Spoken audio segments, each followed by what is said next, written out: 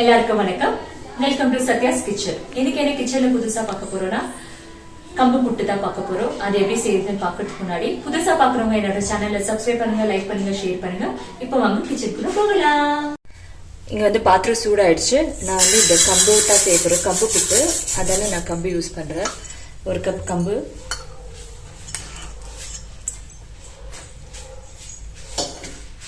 நம்ம லைட்டா கொஞ்சம் வறுத்துக்கணும். இது ஆக்சுவலி கை சூடு தாங்குற அளவுக்கு நம்ம வறுக்கணும்.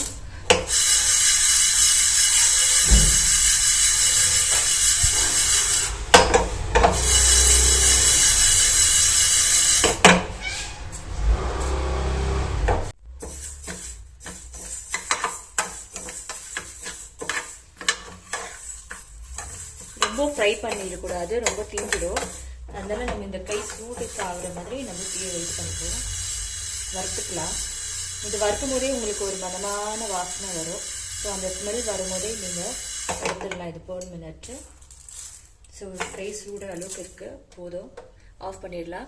கொஞ்சம் நேரம் ஆகட்டும். அதுக்குள்ளே நம்ம தேங்காயெல்லாம் ரெடி பண்ணி, நான் வந்து டைரெக்டாக தேங்காய் வந்து அந்த ஸ்டீமர்லேயே திருவிக்கிறேன். ஸோ நான் ஒரு பீஸ் தான் எடுத்திருக்கேன். நம்ம வந்து தேங்காய் எப்பவுமே அரிசி புட்டு, கேவரு புட்டு செய்வோம். ஸோ டிஃப்ரெண்ட்டாக கம்பு புட்டு செய்யலாமா? எப்பவுமே ஒரே மாதிரி சாப்பிட்றது நம்மளுக்கும் கொஞ்சம் போர் அடிக்கும். அதனால கம்பு புட்டும் ஹெல்த் இல்லையா மில்லட்ஸில். ஸோ அதனால நான் இன்னைக்கு கம்பு புட்டு பண்ணிட்டு இருக்கேன். கம்பு வந்து ஆறிடுச்சு, சில்லுன்னு ஆயிருக்கு. ஸோ நம்ம இதை வந்து மிக்சியில் போட்டு பவுடர் பண்ணி எடுத்துப்போம்.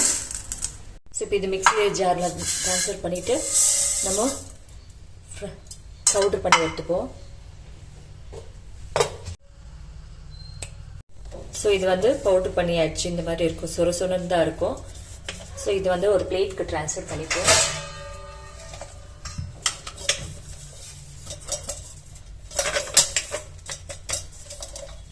இதில் வந்து நம்ம கொஞ்சம் உப்பு போட்டுக்கலாம். கொஞ்சமா உப்பு. இதுக்கு வந்து தண்ணி அவ்வளோ தேவைப்படாது. கொஞ்சமா தண்ணி தொளிச்சு நம்ம பிசையணும்.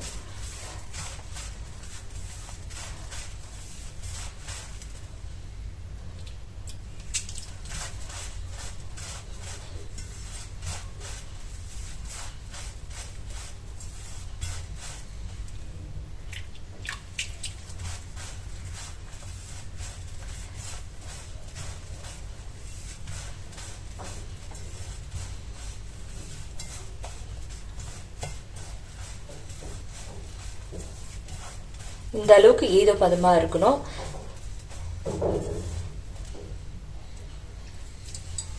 ஸோ கொஞ்சம் கொஞ்சமா தண்ணி தொளிச்சு இந்த மாதிரி ஈரப்பதத்துக்கு வர்ற வரைக்கும் நம்ம பிசையணும்.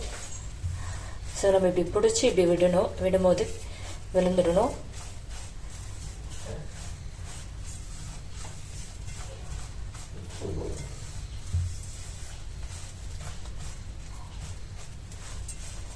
மாவு. ஸோ நம்ம இந்த ஸ்டீமர்ல தேங்காய் ஆல்ரெடி போட்டு வச்சிருக்கோம். ஸோ இதோட நம்ம இந்த மாவு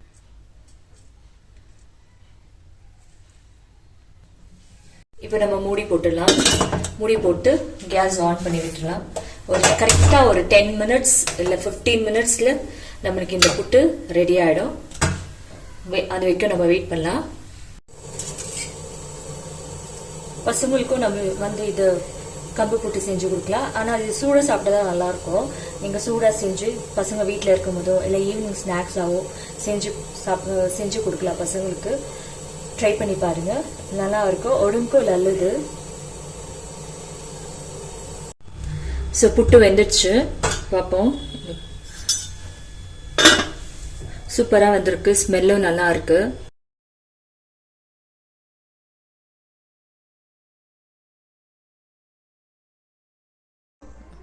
புட்டு ரெடி ஆயிடுச்சு இல்லையா? அது வந்து ஒரு பிளேட்டுக்கு ட்ரான்ஸ்ஃபர் பண்ணிக்கலாம். ட்ரான்ஸ்ஃபர் பண்ணிவிட்டு அதுக்கேற்ற நம்மளுக்கு வெல்லம் எவ்வளோ வேணுமோ அவ்வளோ ஸ்வீட்னஸ்க்கு வெல்லம் ஆட் பண்ணிக்கலாம். நம்ம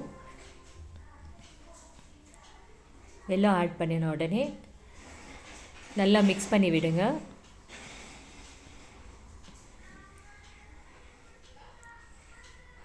நல்லா மிக்ஸ் பண்ணிவிட்டு ஸோ இந்த புட்டு வந்து 50 டேஸ்க்கு ஒரு வாட்டி அந்த மாதிரி நீங்கள் செஞ்சு பசங்க கொடுங்க.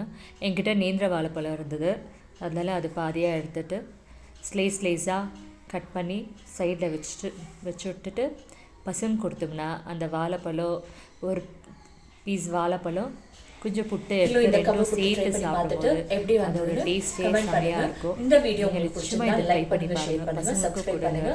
அடுத்த சமையல் உங்களை சந்திக்கிறேன். தேங்க்யூ, பாய்.